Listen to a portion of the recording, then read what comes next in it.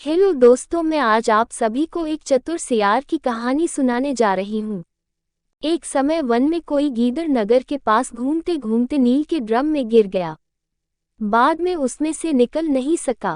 प्रातःकाल अपने को मरे के समान दिखलाकर बैठ गया।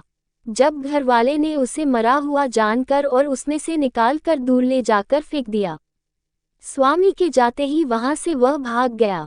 भागते भागते उसे प्यास लगी। पानी पीने के लिए नदी के किनारे रुका। नदी के जल में जब अपनी परछाई को देखा तो डर गया। उसका तो रंग ही बदल गया था। अब वह नीले रंग का हो गया था। उसने सोचा कि मैं अन्य सियारों से उत्तम हो गया हूँ। अब मुझे अपनी प्रभुता स्थापित करनी है। ये सोचकर सियारों को बुलाकर कहा, श्री भगवती वन की देवी जी ने अपने हाथ से वन राज्य के सभी औषधियों के रस से मेरा राजतिलक किया है, इसलिए आज से मेरी आज्ञा से काम करना होगा। अन्य सियार भी उसको अच्छा वर्ण देखकर साष्टांग दंडवत प्रणाम करके बोले, जो आज्ञा महाराज।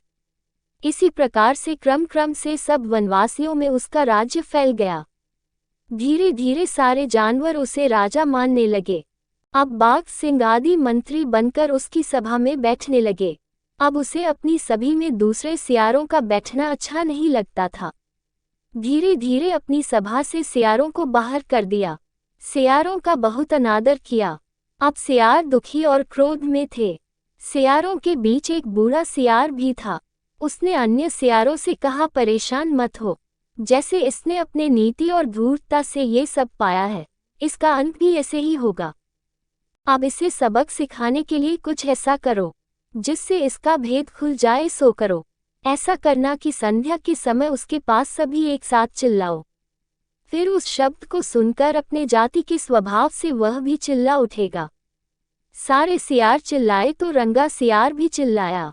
बाघ जान गया कि ये रंगा सियार है।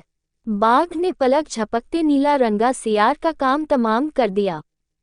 इस कहानी से हमें यही शिक्षा मिलती है, झूठ की उम्र लंबी नहीं होती, इसलिए हमें झूठ का सहारा लेकर नहीं चलना चाहिए। एक दिन सच्चाई सामने आ ही जाता है। कहानी अच्छी लगी हो तो लाइक शेयर करना ना भूले। धन्यवाद।